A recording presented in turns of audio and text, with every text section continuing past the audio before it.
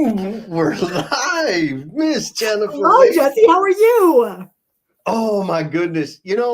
I am capital and fantastical all at the same time. Today has Okay. been just a fantastic day, and then I'm like, okay, man. I'm going live with Jen here in a little You bit. are. And so today we're gonna flip the script a little bit. Uh-oh. Okay. So I know a lot of people are used to you driving the train, driving the bus, and which you do an amazing job at. And I love that you kind of take some of that off of me. But today I want the focus to be on you and some of the things you're doing. So I'm gonna try very hard. Probably won't be able to do it to your level, but I'm gonna try to kind of take the lead on the conversation and mainly the questions so that you can help our audience understand why we're even on today. Is that cool? Yes, ma'am. Yes. I Okay. submit. I submit. Okay. So the first thing I want to do is like SQI Learning Days. So we're going to hit that in a minute. But like, what is the event that happens that is labeled Learning Days? Like, can you talk through the event first, and then I got another question. Yeah, well, I'm going to do my best to answer that. It's Congress. Yes. It's LCI Congress in Arlington going down. Man, it's like 2 weeks away, Jen. It's like less than 2 weeks. It is right on us. And I got to tell you, like, I'm too stoked about it because I keep like, who am I going to be?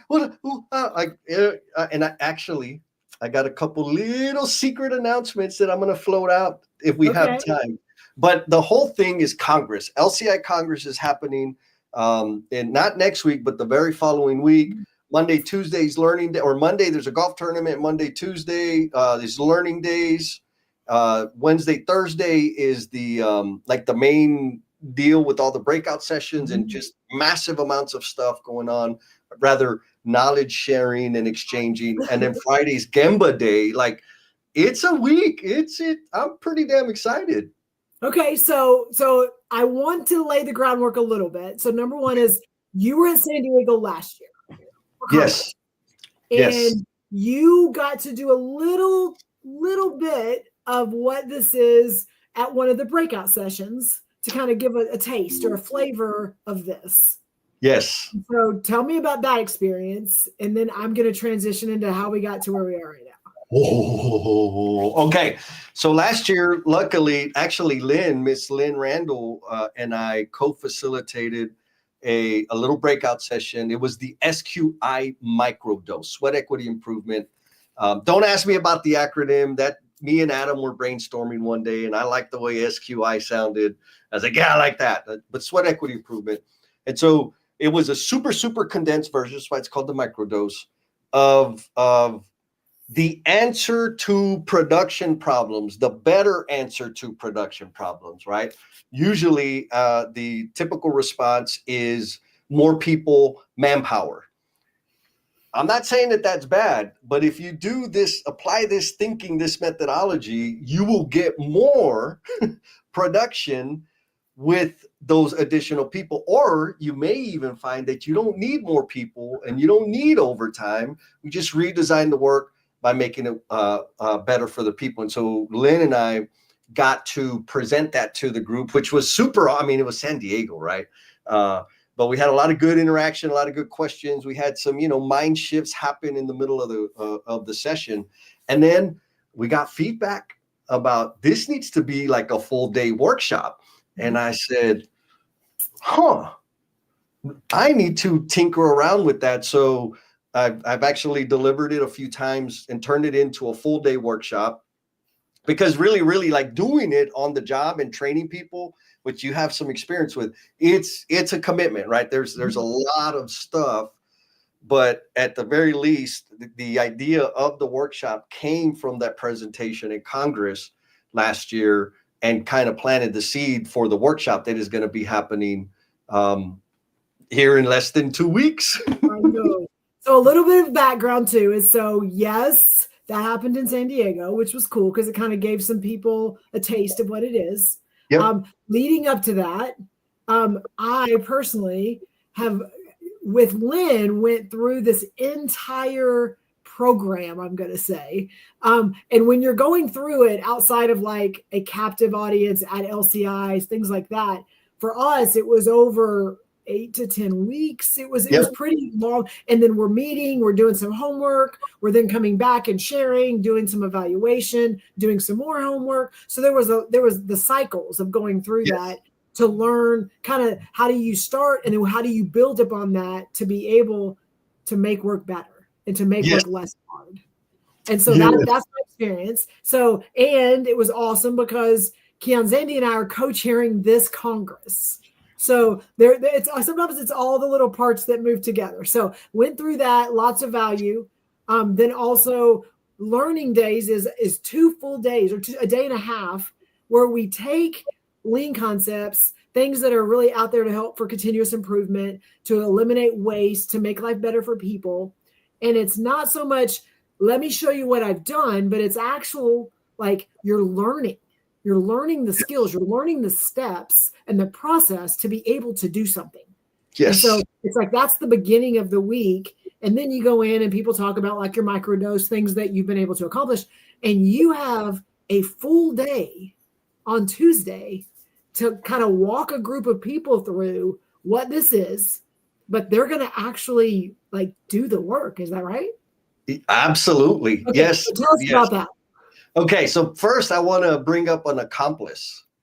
Oh, yes. Adam Huge says SQI, True Lean in Action, huge fan here, who he also has been through the virtual version of it. And that was kind of like the challenge, right? Because when I do it in person, it's intense and we're actually out there engaging with the workforce, redesigning the work, making it better, studying it, measuring it, all the things. And so it's like, man, how do we have the same awakenings in a virtual place? And so you've experienced that. Yes. And so it's introduce a concept, apply the concept, introduce a concept, apply the concept. We introduce it on the virtual call. Between calls, you go do the thing, and then we come back and discuss the learning. It's like, okay, so that's the framework. So when I start thinking about the workshop, it's like, okay, how do we do that? Now, the less than awesome part in the workshop is we haven't figured out how to simulate actually engaging with the work or the worker, more importantly, the worker. So that's kind of imaginary. We talk about it. But in terms of like introducing the concept and then applying the concept, I said, what if I do this? And so I framed it that way. I've done it a few times now, and it's like, oh, it's working. And we did. I mean, I think the first run we actually did at the Dallas COP. Yes.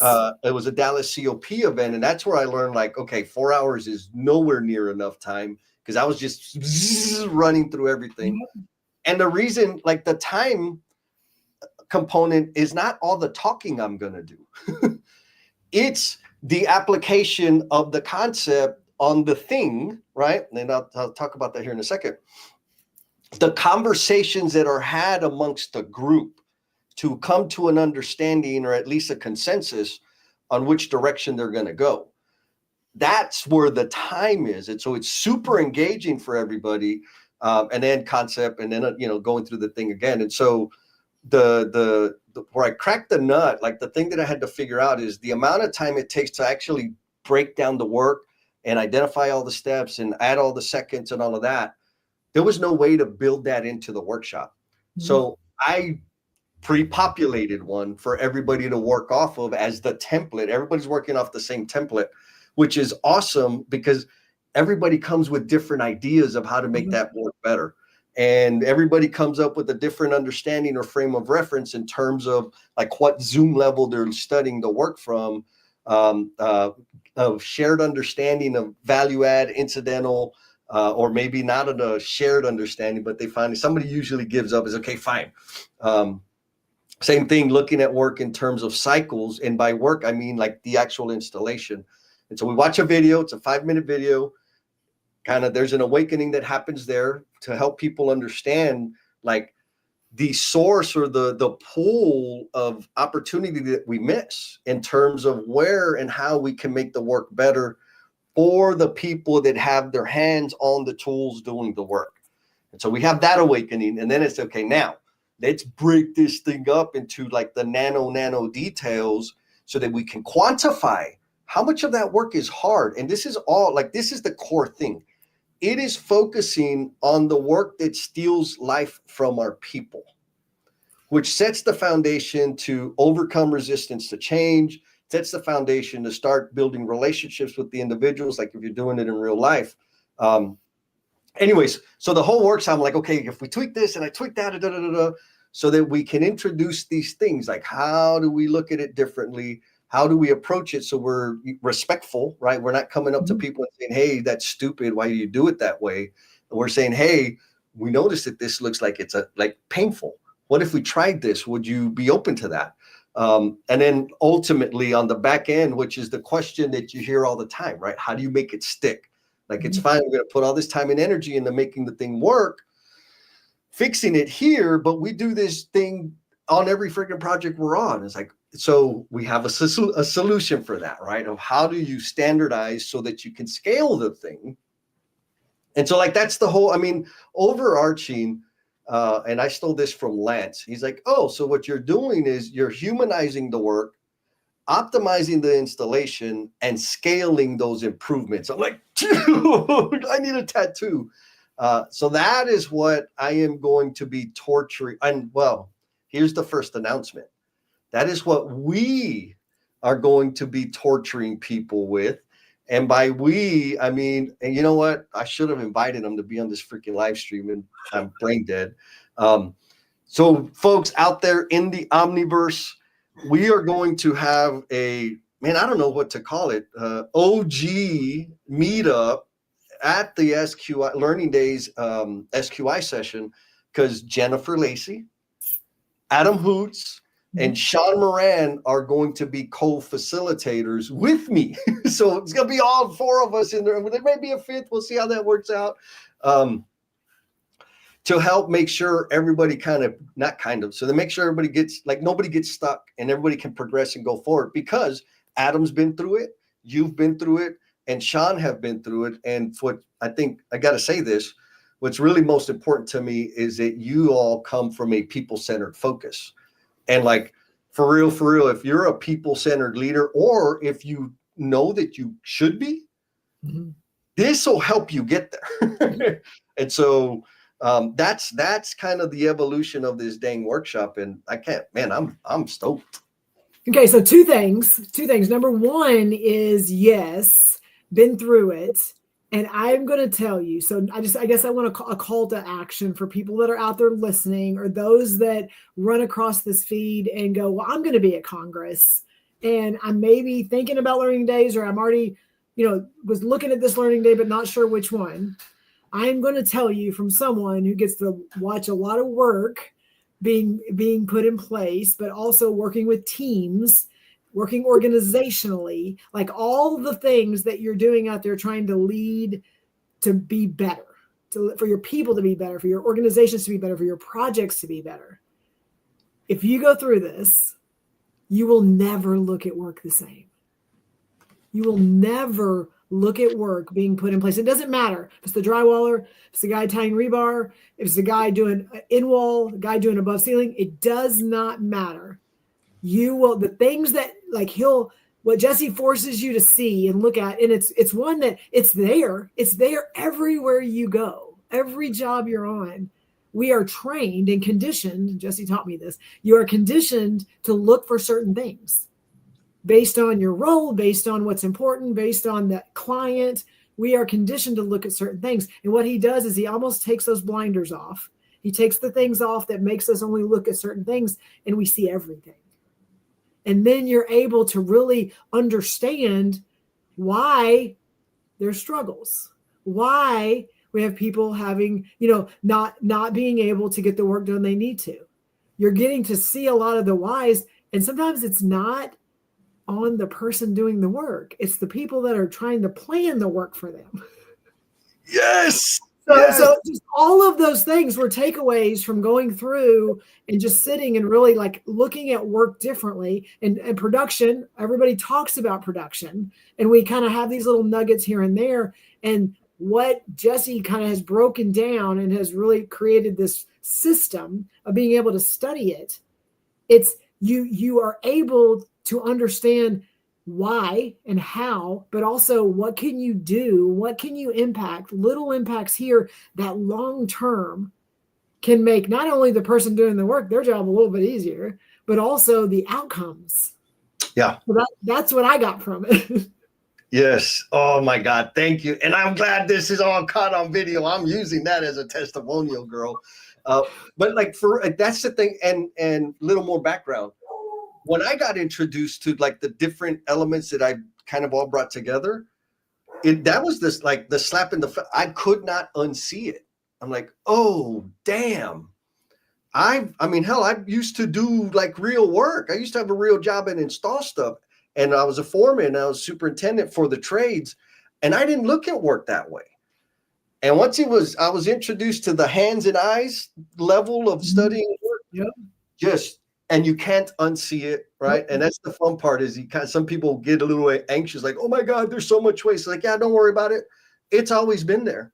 You just didn't see it. You just didn't see it. It's okay. Pick something, I have a little strategy target sheet that I'll give people so that if they get really anxious about it, to help them kind of target, right? People have the data. You got warranty items, callbacks. That is a good place to target this thinking at. You got injuries, soft tissue injuries, recurring injuries and incidents. That is a good target to apply this thinking to. It is the awesomest. And like you said, Jen, I think you've heard me say before, right? Like, well, freaking leaders, if they would just get out of the office, the carpet dwellers, all they do is worry about the budget and the schedule. Well, yeah, because that's their job, and they've been conditioned. We have been conditioned to see things through a specific lens, which means we're blind to the other stuff. We're not ignoring it. Most of us aren't. And so helping people see, like, wait a minute, look a little bit closer. And ultimately, when I do a good job, is people will walk away from there and say, holy crap, I can apply this thinking to any trade and to any element of work, meaning knowledge work also, right? Not just installation. Of course, the way I teach it and my approach is 100, it's super, super focused on how do we make the work better for the men and women that are doing the work in the field. That doesn't mean it can't be applied to, a broader spectrum.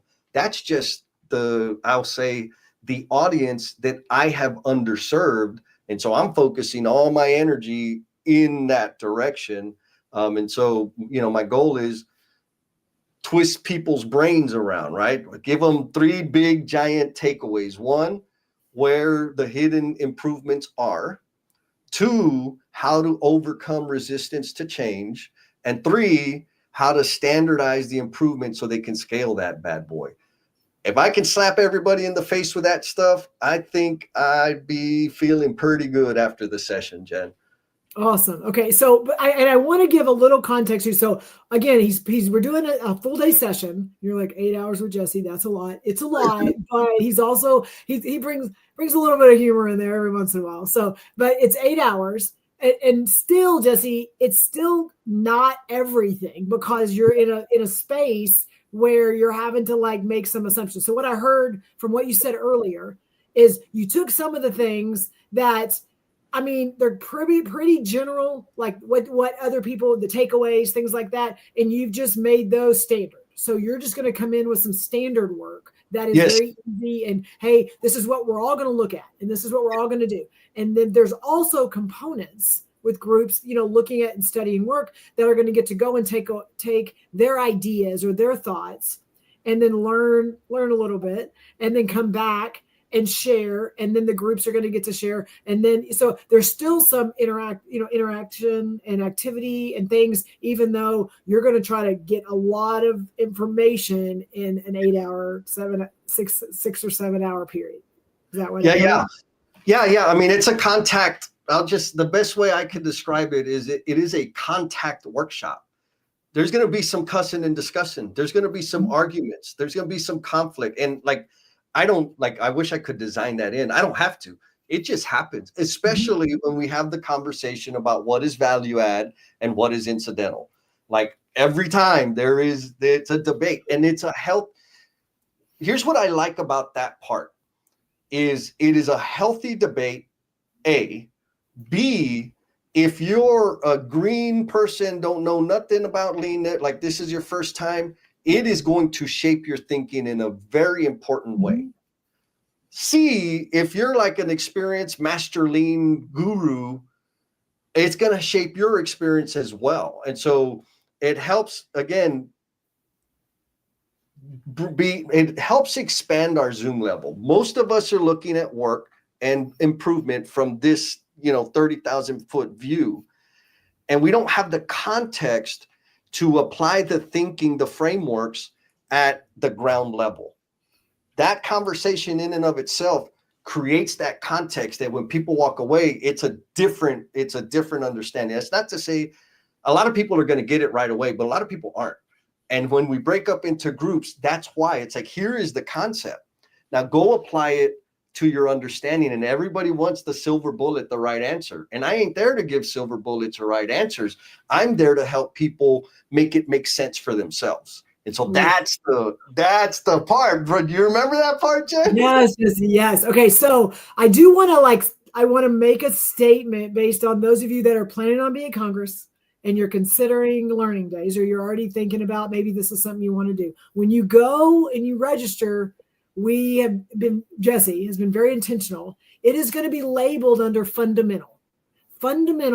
This is a fundamental class. And those of you that have been in lean for a while, and maybe you're a little, got some gray hair, seasoned, things like that, you're going to go, I'm not fundamental.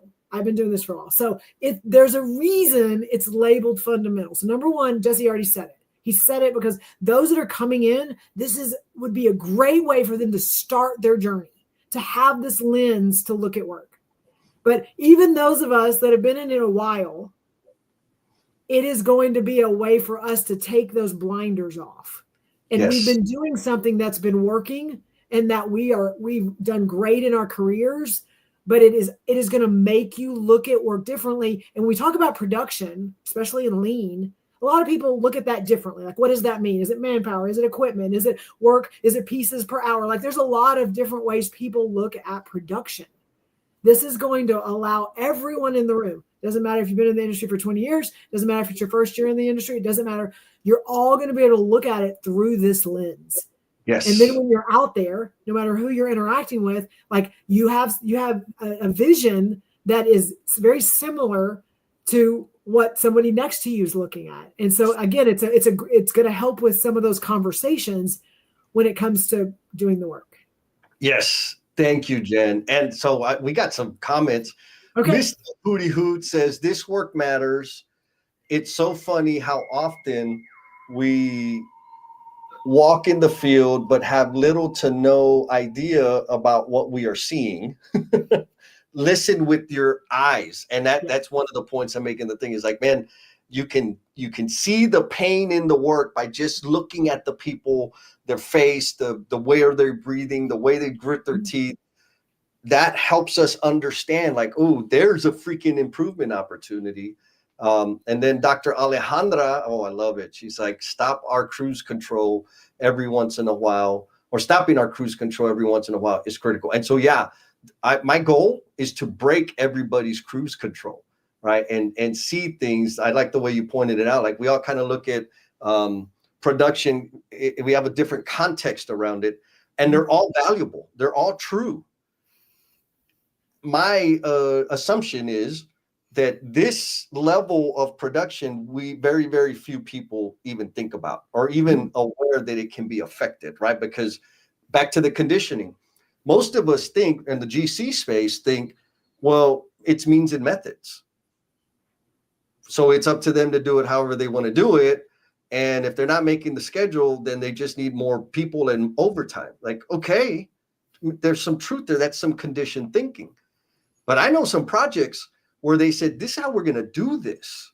We're going to strategically pick scopes of work to redesign them so that we can have some schedule gain, so that we can improve safety, so we can improve quality, one thing or all of the above, and then just went into the whole thing to see like, oh my goodness, okay, down here at the nano level, major impact. And now let's zoom out a little bit. And so what I think, or my goal is, we already have this high level view and understanding or a specific context around production.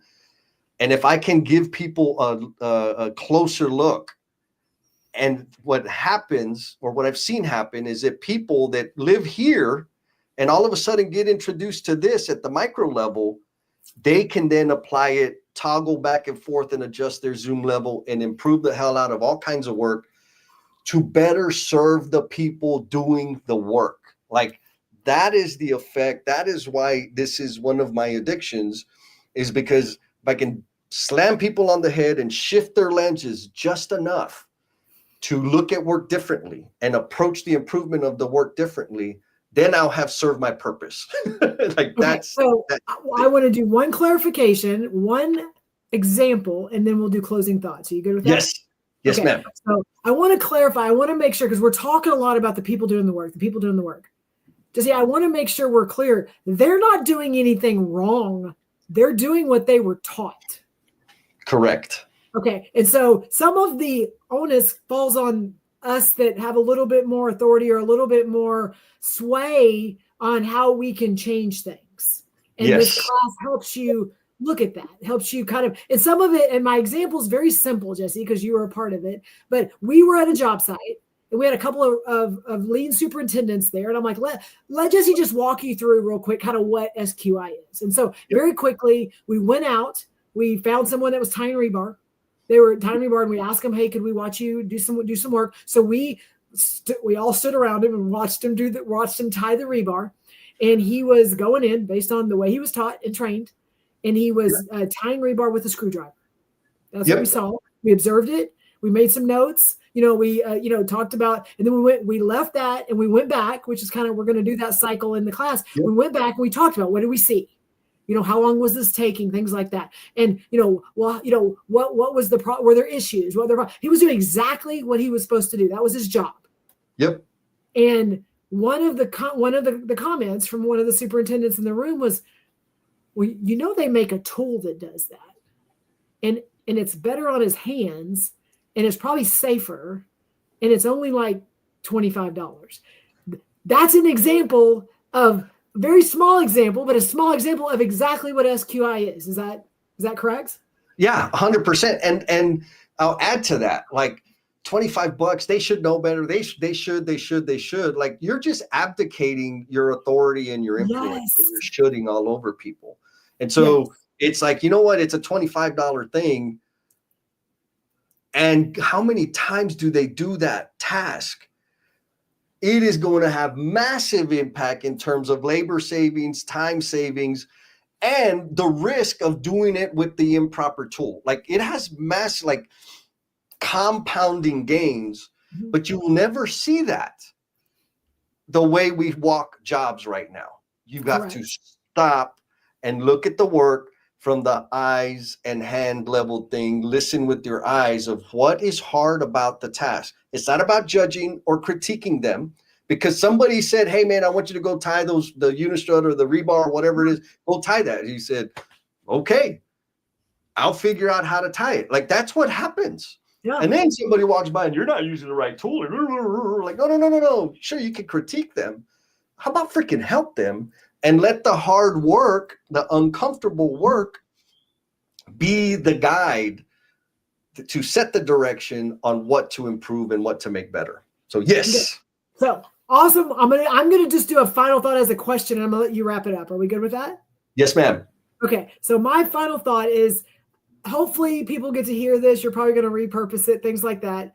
Just see, is there anyone that would not find value in coming into this room at any level, executive level, all the way down to people putting work into place, and every level in between? Would anyone not get value out of this? Yes, there's one very specific personality that won't get any value out of this. It is a personality that thinks the trades are dumbasses, that thinks that we don't have any experience out there. People don't care. Everybody sucks. Every project I've been on, it just gets worse and worse. So the person that is a blamer and a finger pointer, they're not going to get anything out of it. Everybody else absolutely will get something out of it. Awesome. Okay, well, Jesse, I'm excited when I get to hang out with you too. Congress is getting very, very close, and our ask is that if you're going to be there and you haven't signed up for a learning day yet, we would love for you to come hang out with us. Absolutely. Come by, take some selfies. I know Dr. Alish, she's like, man, I'm not going to be there for the whole thing, but I'm going to be there. Like, come on by. And the final announcement, and then we got to do our dance, Jen. Okay.